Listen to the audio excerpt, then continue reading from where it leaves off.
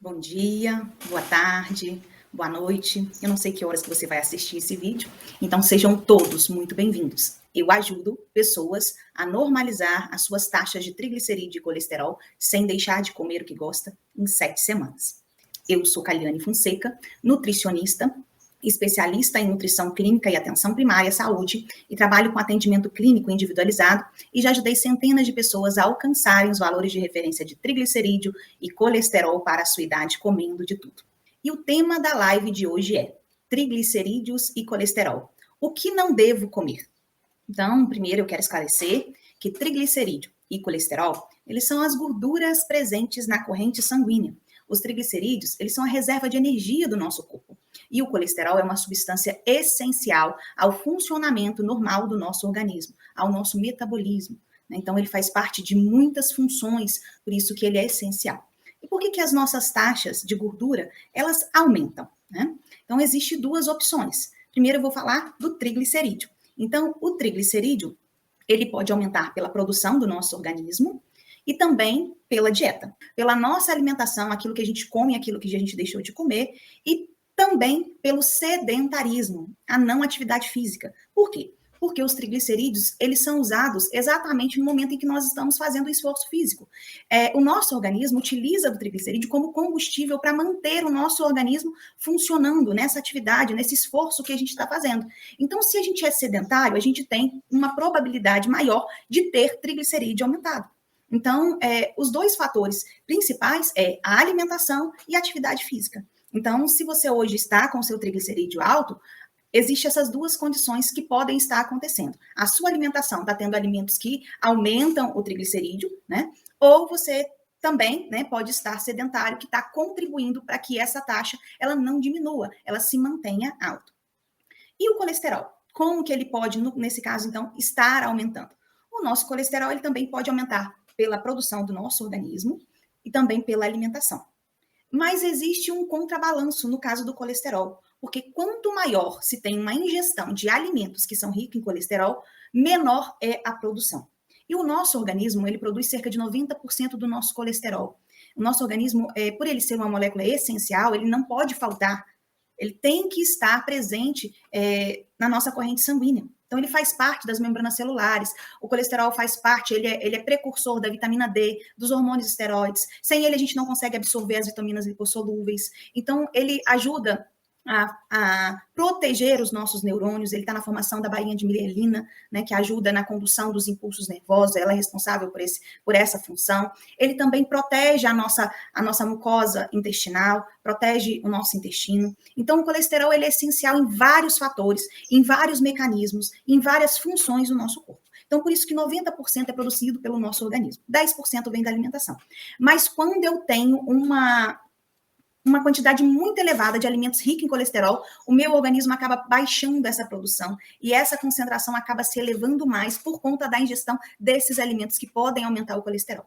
Então, tem um contrabalanço. Eu preciso ajudar o meu organismo a manter a função do colesterol funcionando, mas eu também não posso exagerar na minha alimentação, nos alimentos que são ricos em colesterol.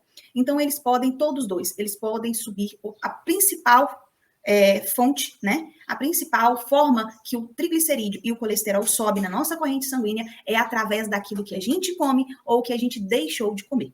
Então, é a nossa alimentação, tá? Então, é por isso que as nossas taxas aumentam. E o colesterol, ele também tem uma outra, ele pode subir também em algumas outras ocasiões, tá?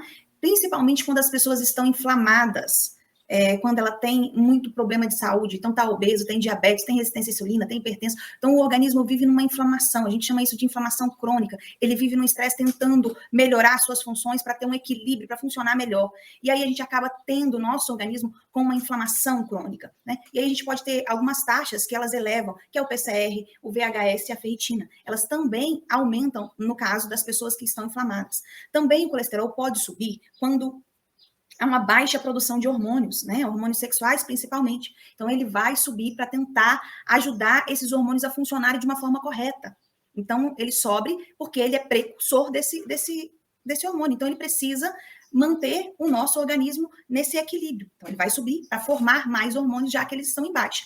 No hipotiroidismo, ele também sobe. Na resistência insulínica, né? No diabetes e quando a pessoa está desidratada. Então, é essencial a gente tomar água. As pessoas que têm o colesterol elevado, ela precisa se hidratar para que possa ajudar a reduzir essas taxas. É uma dica muito simples, né? Muito fácil de fazer. Beber água. Eu não consigo ficar sem. Então, o colesterol pode também subir nessas situações. A pessoa está inflamada, quando há baixa de produção de hormônios, principalmente os sexuais, né, os esteroidais, no hipotiroidismo, na resistência insulínica, no diabetes e quando se está desidratado. Então, também tem essas condições. Mas para a gente entender melhor, né, o que devo não comer, que é o que eu estou propondo para vocês hoje, quando eu estou com as taxas de triglicerídeo e de colesterol aumentado, o que eu devo evitar, o que eu devo reduzir, né? Para eu conseguir entender melhor isso, eu preciso, primeiro, entender a função do alimento no meu corpo, né? Então, o alimento, ele tem a função essencial do nosso organismo de nutrir. O organismo é a energia, o combustível do nosso corpo para ele manter todo o funcionamento, para as funções vitais se manter normalizadas, né? Então, o alimento ele é utilizado para todo o metabolismo do nosso corpo, para todas as funções. É dele que se retira a fonte de energia para que possa se manter funcionando, né? Como o carro, né? O exemplo bobo que eu sempre dou, né? Que o carro, para ele conseguir se movimentar, ele precisa de ter gasolina. Ele precisa de algumas outras coisas. Mas a gasolina, se ele não tiver, a gente vai ter que empurrar. O nosso organismo é como se fosse isso. Se a gente não tem um alimento, ele quase que funciona nos trancos, empurrando. Porque vai ter uma dificuldade aqui, eu vou ter um problema, aí eu vou ter uma pressão alta, eu tenho uma resistência insulínica, eu tenho um problema de hormônio. O organismo vai dando sinais. Quando o alimento ele não está sendo adequado para a minha nutrição. Ele não está cumprindo o papel dele de nutrir, de ser fonte energética e de todos os nutrientes, vitaminas, sais minerais, para se manter a homeostase, o equilíbrio do funcionamento normal do organismo. Então, eu preciso me alimentar para manter o meu organismo funcionando bem. Mas, no entanto, né, as funções desempenhadas por tipos de alimento, né, ela depende do nutriente que tem cada alimento. Nós temos vários tipos de alimentos, né? Então, em cada um deles, a gente tem um nutriente que ele aparece em maior quantidade em determinado tipo de alimento. E esse nutriente é que vai dar para o nosso organismo o norte de como está utilizando esse alimento, né? Então, depende dos nutrientes para que cada alimento desempenhe a sua função. Então, de uma forma bem simples, eu vou estar explicando para vocês os tipos de alimentos que existem, né? Nós temos 3 grupos. Vou dividir ele em 3 grupos, que é uma forma mais fácil de ser entendido. Nós temos os alimentos energéticos, os construtores e os reguladores. Então, os alimentos energéticos, né, eles são responsáveis por fornecer o combustível, né, para o nosso organismo, para a nossa mente, para o nosso corpo desempenhar todas as funções dele de uma forma normal, de uma forma regular, né, para que funcione tudo certinho. Então, eles fornecem energia para todos os processos metabólicos, para a manutenção dos órgãos e tecidos, né, e no exercício físico. Então, é muito fácil a gente entender como que é essa questão energética a partir do momento que a gente pensa de uma pessoa que ela é acamada, que ela está na cama, né? Então, ela estava bem, de repente aconteceu alguma coisa, um acidente, um trágico acidente, e essa pessoa foi parar na cama. Então, ela tinha mais ou menos uns 60 quilos. Dentro de 30 dias, essa pessoa não faz atividade física, ela está numa cama e ela está se alimentando, mas ela emagrece. Por que isso acontece? Porque todo o nosso organismo requer energia para que funcione.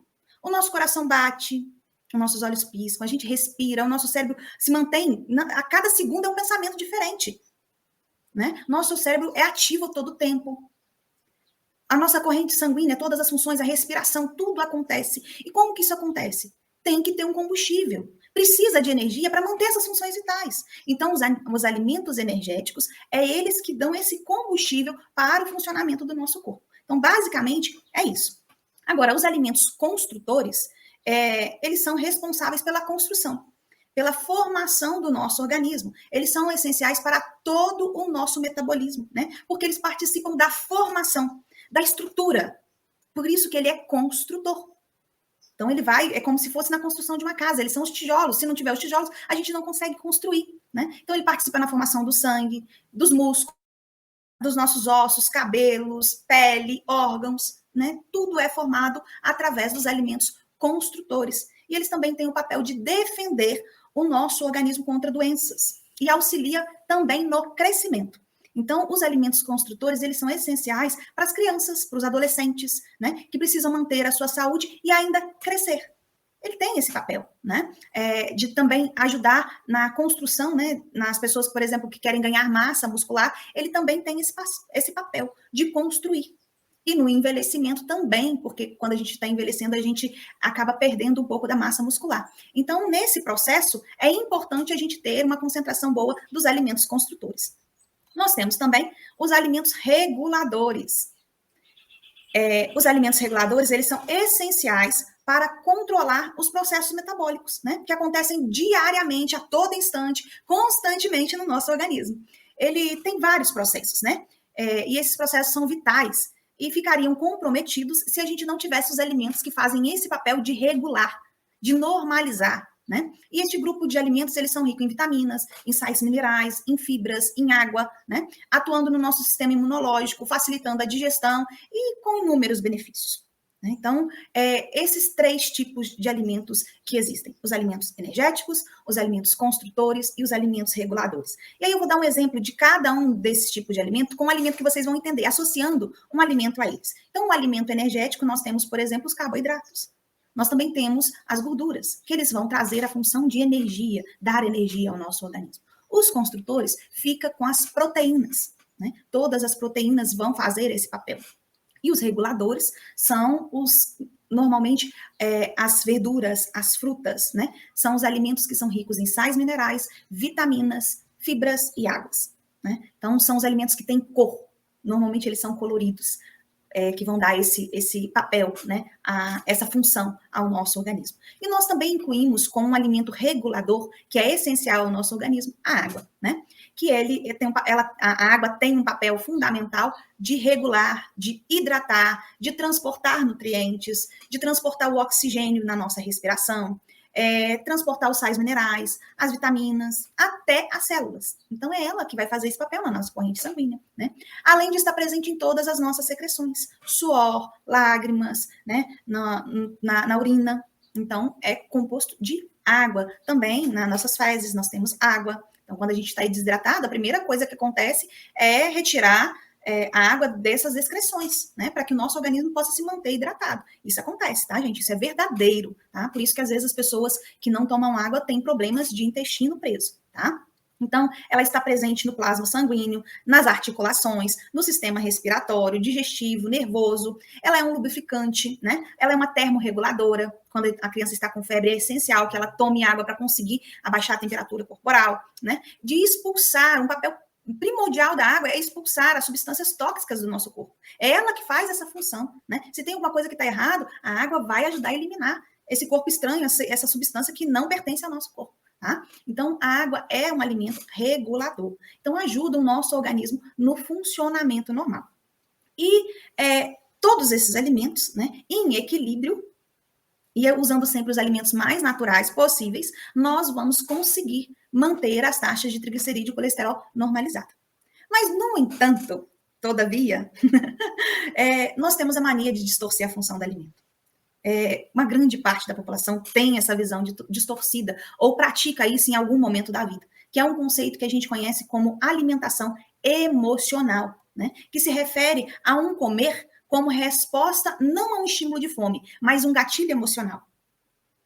Você já aconteceu isso com você? Né? Comigo já aconteceu, né? Todos nós já passamos por isso. Quem é que nunca comeu porque tá triste ou porque tá muito feliz, né? Quem é que nunca comeu porque precisava de sentir bem, que aquilo ali, se eu for comer, eu acho que eu vou me sentir melhor, né? Então, normalmente essas pessoas, né, nós comemos quando a gente faz essa distorção, né, que a gente tem esse conceito não como uma forma consciente, mas inconsciente, através de algumas emoções específicas, não pela fome. Não é porque a gente está sentindo fome, porque a gente tem a necessidade do alimento. É por conta dessas emoções que aparecem, né? Então, a comida, ela se torna uma fonte imediata de conforto, para conseguir lidar com esses sentimentos, né? Que às vezes pode ser sentimentos negativos, né? Emoções negativas, angústia, por medo, por vergonha, por raiva, né? Um estresse. Então, pode ser por essas emoções negativas que a gente come e também por recompensa, porque eu mereço, porque eu tive um dia difícil, né? Para poder comemorar, porque hoje é aniversário do meu filho, aí eu posso. Então, eu me libero disso tudo, né? Quando eu estou, às vezes, com a família, em momentos em que estamos alegres, estamos felizes, né? E isso acaba estimulando o nosso apetite a estar comendo mais coisas que acabam prejudicando o controle do triglicerídeo e do colesterol, né? Então, é exatamente isso. Por isso que a fome emocional, a alimentação emocional, ela está ligada ao combate, né? A diminuição, a redução, a normalização das taxas de triglicerídeo e de colesterol, né? Então, por isso que ela tem a ver, sim, né? A gente consegue associar e entender melhor por que isso acontece, né? Então, normalmente, as pessoas que têm taxas aumentadas de colesterol e triglicerídeo, elas procuram determinados tipos de alimentos nesses momentos de fortes emoções para se recompensar. E a maior parte deles são os alimentos que nós devemos evitar no caso de estar com as taxas aumentadas, né? E quais são esses alimentos? Então, o primeiro deles são os alimentos ricos em açúcar, né? O doce. Mais água aqui, porque estou com a boca já sequinha. Então, o primeiro deles, o que faz aumentar a sua taxa de triglicerídeo e colesterol, se chama açúcar, né? Então, ele é o principal alimento que a gente deve regular, né? Então, que eu não devo consumir. Então, procurar, nesses momentos que acontecem isso, né? Evitar os alimentos ricos em açúcar. Então, tá aqui um exemplo para vocês. O açúcar cristal, leite condensado, as preparações como sobremesa, né? Então, esses alimentos, eles são ricos no açúcar. E onde eu encontro também alimentos ricos em açúcar? Nos carboidratos simples, né? Carboidratos refinados, que são os pães, os bolos, os biscoitos, o macarrão, o arroz branco, né? Que são esses tipos de massas que também nós procuramos nesses momentos, né? Ah, não tô com fome não, mas vou comer um biscoitinho, né?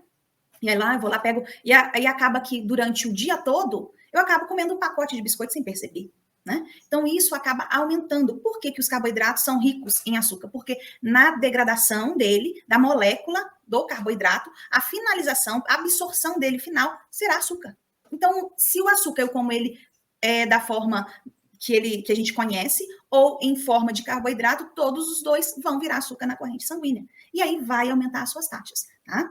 Então, eu queria mostrar para vocês um alerta aqui, dos alimentos que a gente consegue perceber, que nós conseguimos perceber nos rótulos. Como que eu consigo perceber que tem esse açúcar, né? Então, é uma forma da gente começar a habituar, a ler, a voltar os nossos olhos para isso, né?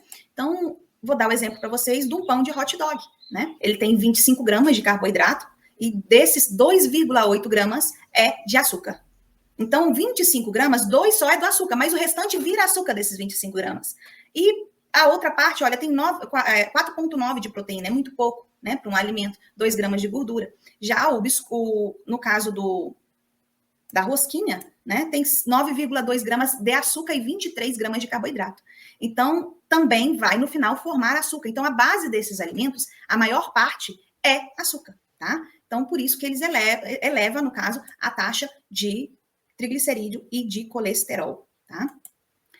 Nós também temos outros alimentos que a gente deve dar o destaque, que no caso tem muito açúcar, que são as bebidas açucaradas, né? Então fica aí os sucos de caixinhas, os refrigerantes, o suco de fruta também, né? Porque quando eu vou fazer o suco, eu gasto uma quantidade muito maior de fruta do que se eu fosse comer, né? E aí eu ainda adiciono açúcar, então vai ter uma quantidade muito alta de açúcar. Então as bebidas, o achocolatado, as vitaminas, os sucos, a bebida láctea, iogurte, tudo essas bebidas açucaradas tem uma concentração muito alta de açúcar. O café, o chá, quando adiciona açúcar, né? Então as pessoas, por exemplo, aqui na minha região, é muito comum a gente escutar as pessoas trocarem refeições pelo cafezinho. Ah, não estou com fome, mas conseguem tomar uma garrafa de café durante o dia e aí não percebe a concentração de açúcar que está ingerindo, né? Então, acaba aumentando o triglicerídeo e o colesterol por conta dessas bebidas açucaradas, né? Então, eu vou mostrar para vocês também o rótulos dessas bebidas, né? Para vocês entenderem a dimensão, né? E conseguirem enxergar de uma forma melhor essas informações nos rótulos, tá, gente? Então, aí temos também duas bebidas. O suco, né? Um suco de caixinha, suco aí de laranja, 200 ml, um copo, ele tem 24 gramas de carboidrato e tem 21 gramas de açúcar. Olha só, gente, essa informação aí para vocês, tá? Isso aí é para vocês abrirem os olhos, aquele assim de, com essa informação. Um copo, ele tem 24 gramas de carboidrato e 21 gramas de açúcar. Praticamente tudo que se tem dentro desse açúcar é somente açúcar, não tem mais nada. Mais nada, não tem outra coisa a não ser açúcar. Tá? Então, você vai estar colocando açúcar direto para o seu organismo, direto na sua corrente sanguínea. Uma concentração muito alta. E nós temos também o achocolatado, que está aí na lateral, tá? Isso é de um achocolatado. Então, em 2 colheres de sopa, que é o indicado para utilizar num copo, né? Que eu ainda acho muito excessiva essa quantidade, nós temos 15 gramas. Em 20 gramas a porção, 15 gramas é de açúcar. Do que é formado esse achocolatado? Açúcar. Cacau não tem nada. Então, é somente doce, é somente açúcar. Então, nós precisamos abrir os nossos olhos para essas informações que o rótulo nos traz e que muitas vezes a gente passa despercebido. E aí, eu evito comer. Eu passo, por exemplo, eu não consigo, eu evito comer uma coisa que eu gosto, às vezes, num momento, e acabo tomando um suco de caixinha, um achocolatado, ou usando de uma outra forma no açúcar, e não consigo. Eu não como açúcar. Na minha casa, o consumo de açúcar é pequeno, mas desses processados são altos. E aí, tá o entendimento por que as suas taxas não diminuem. Então, esses alimentos devem ser evitados, tá? Então, são as bebidas açucaradas. E outro que é um boom, gente, um boom muito alto, né? Que são as bebidas alcoólicas, tá? Acaba aumentando principalmente o triglicerídeo na corrente sanguínea, tá? As bebidas alcoólicas, para aquelas pessoas que têm uma frequência de tomar uma cerveja, ou seja, um vinho, com muita frequência, e as suas taxas não conseguem abaixar, pode ser um dos motivos, né? O consumo de bebida alcoólica que mantém as suas taxas elevadas, tá? Então, também é um alimento que deve ser evitado. E para que vocês possam entender, né? No rótulo, eu mostrei para vocês os rótulos. Eu gostaria de passar para vocês os nomes disfarçados de açúcar, né? Então, às vezes é isso que às vezes a gente não consegue compreender. O que eu acabei de falar com vocês, eu não como açúcar e minhas taxas estão elevadas. Então, passa a observar no rótulo, porque existem milhares. Eu vou dar 25 exemplos para vocês aí. Existe um monte de nomes diferentes que às vezes falam o alimento não tem açúcar, mas ele está disfarçado, tá? Então, exatamente o que eu vou estar colocando para vocês aqui agora. Então, os nomes disfarçados de açúcar, tá? Então, os nomes óbvios, né?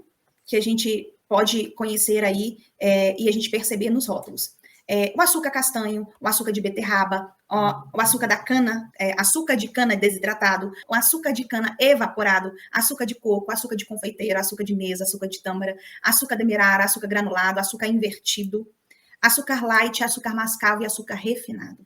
Tá? Isso tudo são nomes de açúcar. Tem um nome açúcar que fica mais fácil da gente perceber, mas tem outros que são também que tem a terminação de ideo, monossacarídeo, disacarídeo, polissacarídeo. Então, essas terminações em ideo, monossacarídeo, disacarídeo e polissacarídeo também quer dizer que tem açúcar na sua composição dos alimentos. Nós temos nomes com aparências naturais, que a gente acha que vai natural, que vai fazer um bem. Amido, caldo de cana, cana de açúcar, caramelo, extrato de malte, mel, melaço, melado, néctar, rapadura, suco concentrado, suco de frutas desidratado. Nós temos também as terminações ose, destrose, frutose, galactose, galacpolidestrose, glicose, glucose, lactose, maltose, ribose, sacarose. Tá? Isso tudo são nomes de açúcar nos rótulos que tentam disfarçar, tá? Nós temos também os nomes de xaropes, tá? Xaropes ou caldas, calda agave, caro, estrup, né? Xarope gave, xarope de alfarroba, xarope de arroz, xarope de bordo, de frutose, de glucose, de guaraná, de malte, de milho, de ouro, de sorgo e de tapioca. Tá? Então, todos esses nomes, se você encontrar qualquer um deles no rótulo dos alimentos, quer dizer que teve um açúcar adicionado. Tá? E agora, a partir de outubro, nós vamos começar a ver rótulos novos, né? A partir do momento que forem fabricando rótulos novos, que vai estar carboidratos e embaixo de açúcar, tanto. Então, a gente vai conseguir definir que tem açúcar. E na frente, nós vamos ver uma lupinha que vai estar colocando lá, alimento rico em açúcar. Então, se ele for disfarçado ou não, nós vamos reconhecer. Tá?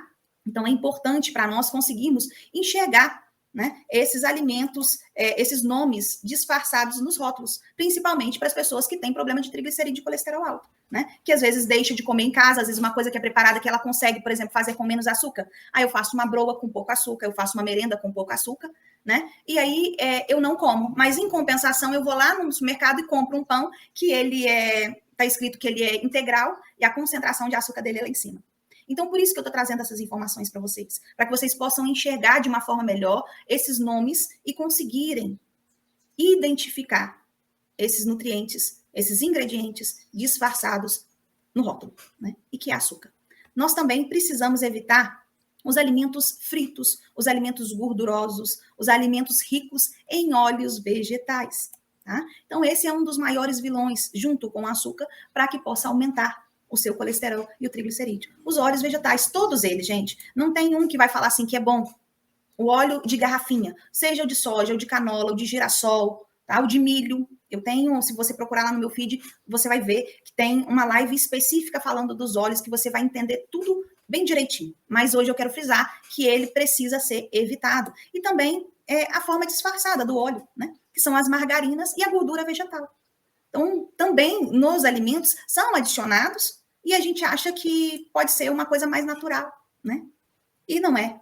Então, eu preciso evitar os alimentos ultraprocessados que têm na sua formulação óleo vegetal, gordura hidrogenada, margarina, tá? Então, eu vou colocar aqui para vocês outro alimento e o rótulo para vocês identificarem comigo a respeito da informação nutricional, tá? E uma lasanha bolonhesa, tá? Então, uma porção, né, metade da bandeja, ela tem cerca de 16 gramas de gordura total. 5,7 de gordura saturada e 1,1 de gordura trans. Sendo que a legislação brasileira ainda fala que, né, a partir de 2004, o Brasil só permite colocar, né, é permitido colocar no alimento aquele asterisco 0 gordura trans, tá? Em todo alimento que tem uma concentração menor que 0,2 gramas de gordura desse nutriente por porção. Então, por isso que fica lá com um asterisco. Essa daí, gente, ela tem 1,1 grama de gordura trans, tá? Por quê? Porque ela tem gordura hidrogenada na sua formulação. Olha o risco que a gente corre utilizando esse tipo de alimentos congelados e processados,